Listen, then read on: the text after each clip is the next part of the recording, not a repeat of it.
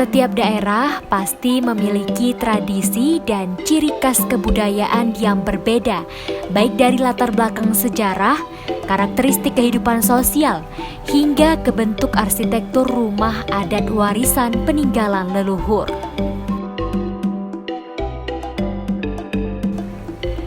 Rumoh Aceh, sebagaimana rumah-rumah adat lainnya, sampai saat ini masih dipertahankan oleh masyarakat Aceh. Walaupun sebagian sudah berubah dari segi arsitektur menurut kebutuhan pada saat sekarang.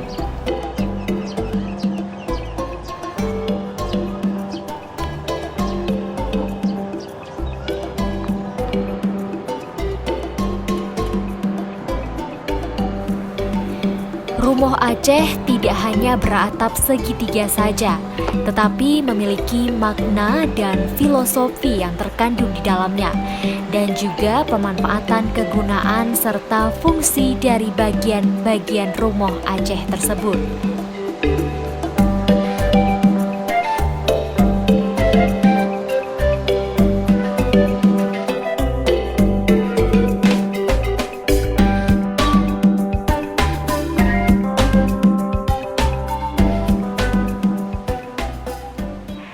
Oke pemirsa, Oya sudah berada di dalam Rumoh Aceh.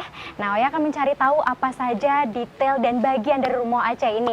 Tapi kita temui dulu Ibu Mariani. Ibu Mariani merupakan pengelola dari Rumoh Aceh ini. Yuk. Ya. Halo Ibu Mariani, assalamualaikum. Ternyata sudah disambut loh di sini. Nah, kita berada di ruang apa nih Bu Mariani? Ini ruang anjung. Kalau rumah kita ini namanya teras, kalau rumah Aceh ini namanya anjung, tempat menunggu. Tempat menunggu atau menyambut tamu ya, seperti tadi ya? Menyambut tamu. Jadi sebelum ada tuan rumah kita menunggu di sini dulu. Setelah ada tuan rumah baru kita dipersilakan ke serambi depan. Serambi depan ya? Kalau bahasa Acehnya Bu? Seramoke. Seramoke nih. Seramoke. Seramoke ini namanya serambi depan, fungsinya untuk tamu. Oke, nah jadi nih kalau misalnya ada tamu, kita tuh disambut dulu di serambi uke. Serambi Atau ke, kalau dalam serambi bahasa ke. Indonesianya Serambi itu adalah depan. serambi depan. Nah, jadi tamunya nanti duduk di mana nih Bu? Nanti alasnya tikar. Oh, wow. Namanya tikadu. Tikadu itu nanti dia petak-petak kecil-kecil. Nanti diatur. Nanti diatur gitu ya, masing-masing tamunya duduk di masing-masing tikar itu. Masing-masing tikar kecil itu. Wah, disambut ternyata secara tradisional. Oke deh, selanjutnya kita mau kita kemana lagi Bu? menuju ruang kamar lebih tinggi. Lebih tinggi ya? Lebih tinggi dari ruang yang lain kalau ruang kamar. Oke, ini Bu, kita udah berada di antara kamar-kamarnya nih Bu ya? Iya, ini namanya ruang rambat. Rambat ini penghubung kamar dengan kamar. Oke. Biasanya kalau rumah Aceh kan semua kamar-kamar. Jadi penghubung ini jalan menuju ruang belakang. Ini namanya rambat. Wah, keren banget ya. Ada ini jalan kamarnya. penghubungnya ya. Nah, ini kamarnya nih pemirsa. Jadi Oya juga udah penasaran seperti apa sih kamar dari Rumoh Aceh ini? Nah, ini ya, boleh langsung kita masuk Bu? Boleh. Oke. Nah, ini kamar Rumoh Aceh. Dia begini bentuknya, ada tirainya. Jadi kalau dulu ini kan tirai penutup dinding, namanya tirai. Ada lemarinya, ada tempat tidurnya. Sama Bu ya, kan? sama seperti kamar-kamar pada umumnya gitu ya. Tapi yang membedakan itu ada tirai ini ya? Tirai, kalau Aceh itu kan tirai. Terus ada banyak warna nih Bu, ada warna merah, ada warna kuning, ada warna hijau juga. Ada makna tertentu nggak dari tirai ini? Kalau kuning itu kan warna raja, warna kebesaran. Nah, warnanya kuning. Kalau kita rakyat biasa itu dulu bukan sekarang. Kalau dulu itu nggak boleh orang biasa pakai kuning. Dari gordennya saja sudah tahu, oh ini rumahnya bangsawan. Nah, jadi tamu kan dilihat dari rumahnya, oh ini gordennya kuning, ini rumah bangsawan, pasti rumah bangsawan.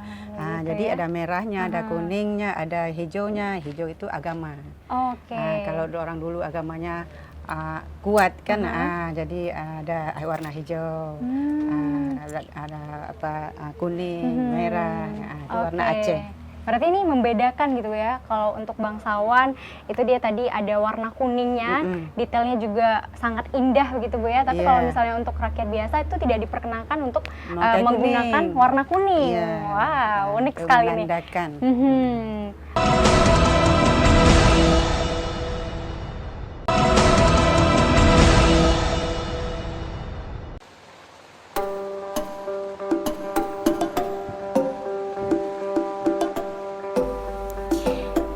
Aceh sendiri, bentuk arsitektur Rumoh Aceh ini sudah mulai ditinggalkan.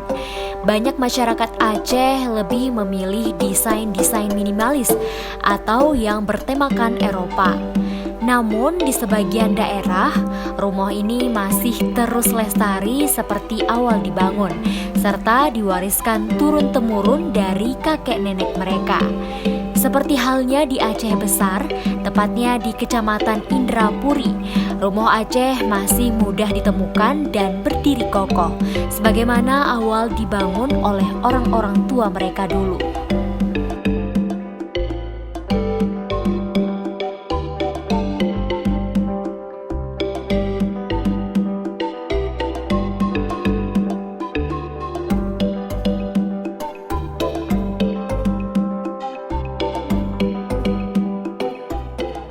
Jadi kita menuju ruang belakang namanya Serambi, Seramolikut. Seramolikut. Nah, tadi Seramolikut namanya Serambi belakang. Serambi belakang. Ya. Oke, ini langsung ke Jadi belakang Seramolikut nih. fungsinya untuk orang perempuan.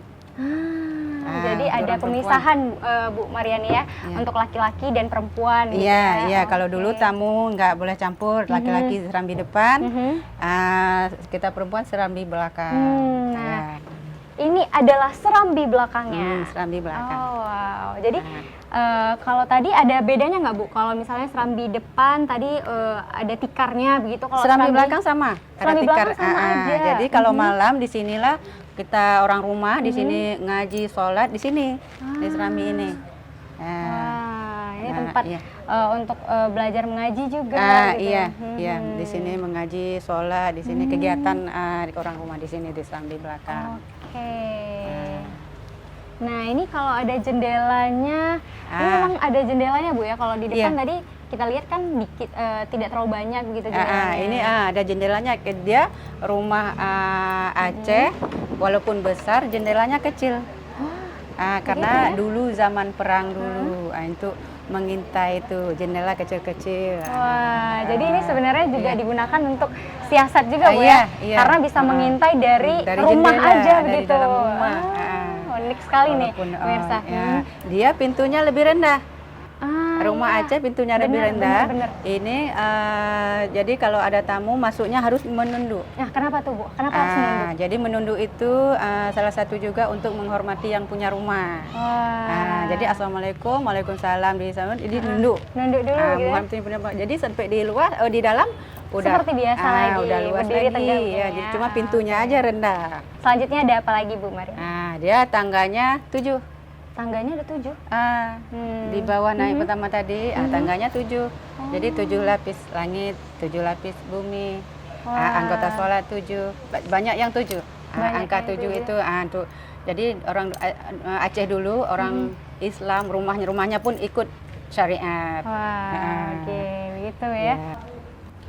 Ini ada kita turun ruang dapur, ada anak tangga lagi menuju ruang dapur. Ruang dapur lebih bawah, jadi dia ada dari Serambi turun ke ruang dapur. Dapur pada Rumoh Aceh terdapat di dalam rumah.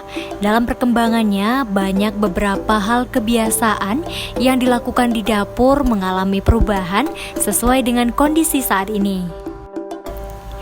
Dapur ini terdiri dari beberapa tungku sesuai dengan kebutuhan yang menggunakan bahan bakar kayu.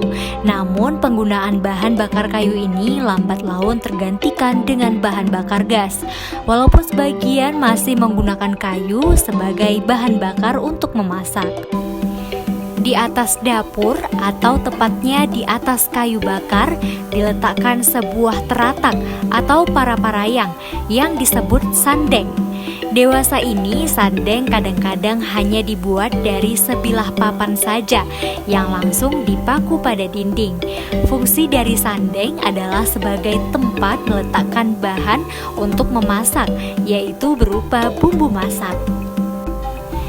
Alat-alat yang lazim dipakai untuk alat-alat memasak ini diantaranya kanet atau periuk, bentuknya bundar dan pada mulutnya lebih kecil, serta terdapat bibir sebagai tempat penahan tutupnya. Berikutnya ada belangong atau belanga. Bentuknya bundar dengan mulut besar atau dengan kata lain antara bagian bawah dan atas sama besarnya. Rengkan yaitu lapik atau alas. Bagi periuk dibuat rengkan. Rengkan terbuat dari anyaman daun kelapa, rotan, atau lidi.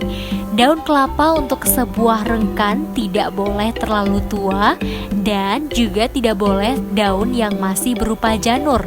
Dengan demikian, rengkan dapat bertahan lebih lama daripada memakai daun kelapa yang sudah tua. Nah, selanjutnya ada salang. Salang ada dua macam kalau dilihat dari bentuknya. Salang yang agak besar dibuat dari anyaman rotan atau daun ibuh yang berbentuk seperti keranjang, yang bagian atasnya terbuka dan ditambah tali sebagai gantungan hingga bentuknya bersusun. Salang yang sederhana dibuat dari anyaman daun ibuh sejenis palm atau rotan. Bentuknya sederhana sekali.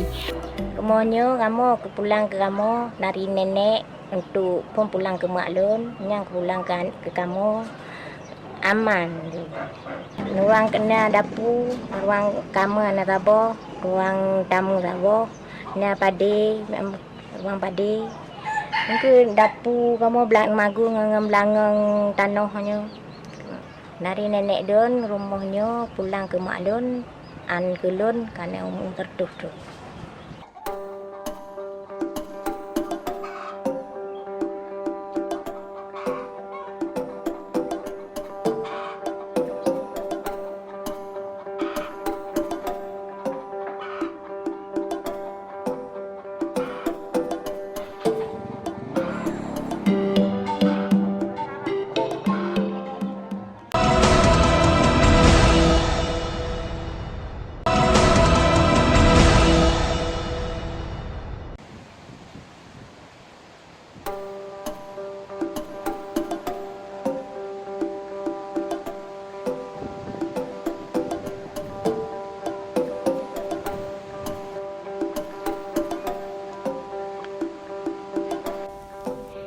Pada Rumoh Aceh, kamar diposisikan sedikit lebih tinggi dibanding ruangan lainnya, seperti halnya Rumoh Inong.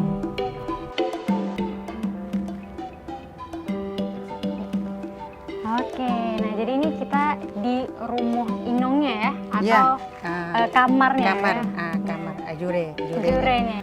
Ini rumah inongnya. Jadi kenapa disebut rumah inong? Oke. Karena orang dulu itu orang perempuan lah yang punya kamar. Orang perempuan aja yang Iya, punya kamar. yang inongnya punya kamar. Kalau laki-lakinya? Yang lakinya punya kamar setelah menikah. Oh, jadi selama nggak punya kamar mereka tidur di mana? Dianya tidur di Menasah, di surau. Orang Aceh dulu. Atau di Serambi depan tadi, kalau malamnya. Kalau tidak di surau. Jadi pemirsa nih sudah dapat informasi lagi nih kalau zaman dahulu itu orang Aceh, masyarakat Aceh itu biasanya mereka memisahkan ya untuk tempat tidur antara perempuan dan laki-laki. Jadi kamar ini khusus untuk perempuan saja atau inong kalau bahasa inong. Acehnya. Sedangkan laki-lakinya itu mereka biasanya tidur di Surau. Menasah begitu ya, atau masjid, atau juga bisa di Serambi depan tadi. Ini kita udah keluar dari kamar. Ya. Ini kita ada anak tangga lagi untuk Tetap ada turun. anak tangga lagi ya? Untuk turun ruang Serambi depan. Oke, ini jadi kita balik lagi ke Serambi depan Iya, ya, Bu? iya. Karena rumah Aceh banyak serambinya. Kita ini ruang tamunya kan, Serambi depan untuk tamu kan. Silakan. Oh iya, makasih. Iya. Kini kita ruang terakhir. Ruang Ini adalah terakhir ruang terakhirnya ya? dari rumah Aceh. Ada ruang terakhir untuk kembali ke teras tadi, anjung tadi. Ada ruang anjung. Jadi terakhir Serambi baru anjung. Jadi kayak memutar ya, Bu ya? Iya. Nah, sekarang kita kembali lagi ke Seramu Ukunya atau Seramu depan, karena masing-masing dari Rumoh Aceh ini terhubung satu sama lainnya. Iya. Ini yang menjadi keunikan dari Rumoh Aceh ini sendiri, Bu ya? Iya, iya. Wah, mantap.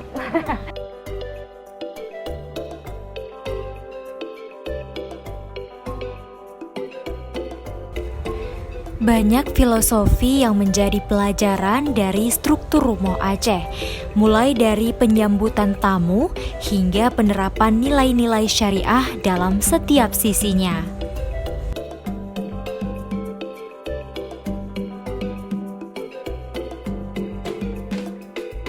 Ibu Mariani, tadi pertama kali Oya kesini, Oya lihat rumahnya itu tinggi, terus juga tiangnya kokoh sekali. Nah, ini ada makna tersendiri nggak, Bu? Ada, dulu kan orang Aceh itu buat rumah di hutan. Nah, jadi untuk menghindari binatang buas, orang Aceh buat rumah tinggi.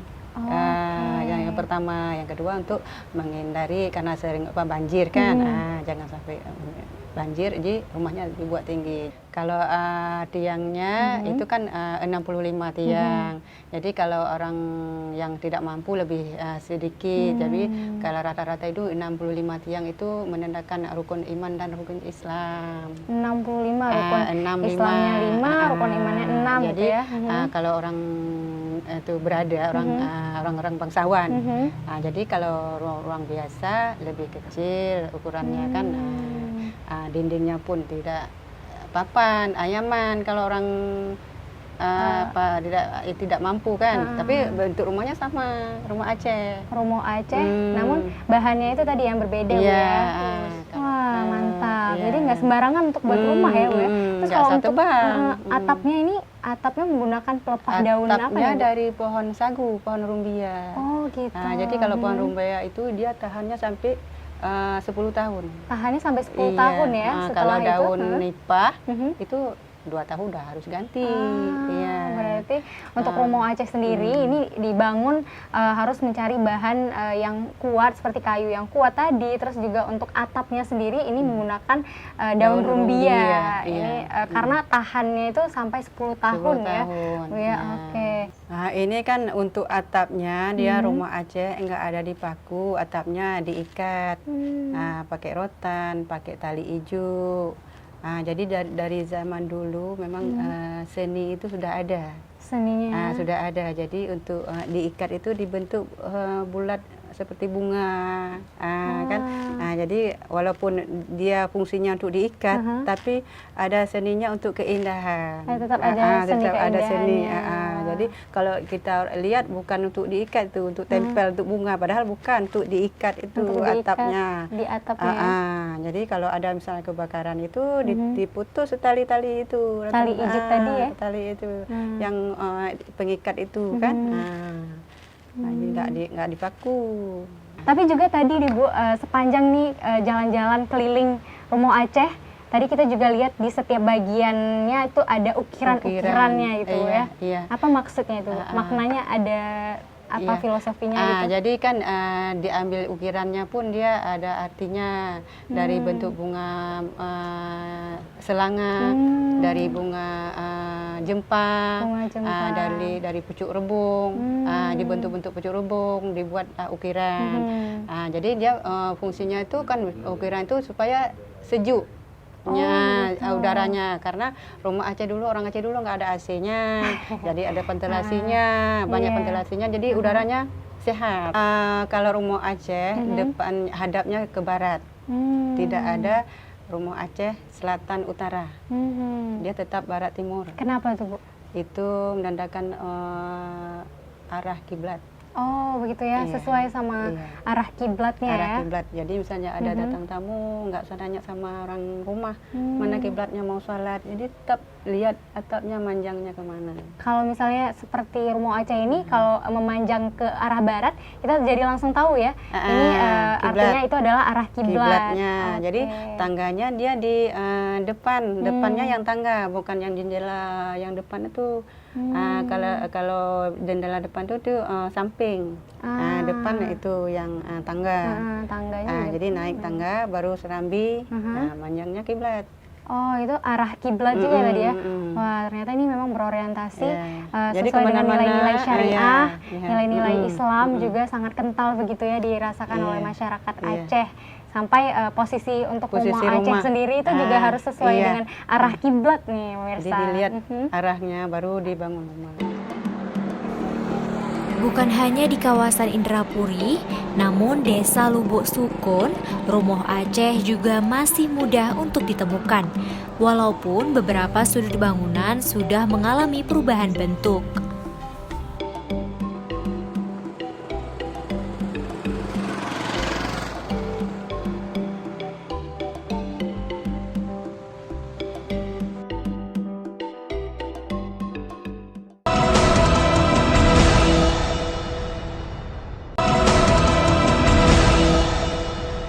Rumah adat ini sebagaimana kita ketahui adalah warisan atau heritage dari orang-orang tua kita. Jadi kalau kita yang bukan mempertahankan ini, siapa lagi yang mempertahankan? Memang bangsa ini boleh maju, seperti kita lihat bangsa Jepang. Itu adat istiadat dan budaya mereka ini tidak ditinggalkan. Bagaimana hebatnya Jepang? Tapi bangunan-bangunan, adat istiadat, tari-tarian itu tetap masih dipertahankan.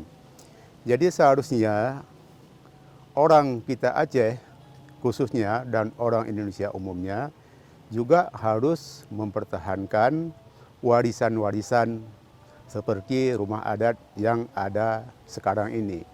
Sekarang ini hanya beberapa orang yang mempertahankan rumah adat. Itu pun dengan pertimbangan. Karena rumah adat ini adalah tidak mungkin nanti kalau sudah hilang kita untuk mengembalikan. Kecuali diikuti dengan program pemerintah. Tapi program pemerintah pun tidak mungkin untuk dibangun kalau tidak ada dukungan masyarakat. Jadi kalau kita lihat rumah Aceh yang ada sekarang ini, bagaimana simpelnya, bagaimana filosofinya, bagaimana struktur bangunannya yang begitu kokoh, tahan terhadap angin, tahan terhadap gempa, tahan terhadap untuk menghindari gangguan-gangguan daripada banjir dan binatang-binatang buas. Inilah yang harus kita pertahankan. Jadi untuk mempertahankan heritage ataupun peninggalan nenek moyang kita ini, sedikit banyaknya pemerintah juga harus ikut campur tangan.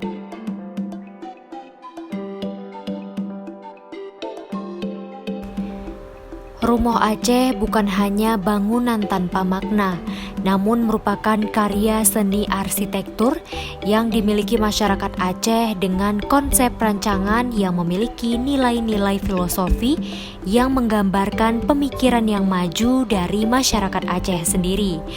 Mulai dari menyambut kedatangan dengan memuliakan tamu, hingga adab dalam perlakuan masing-masing ruangan.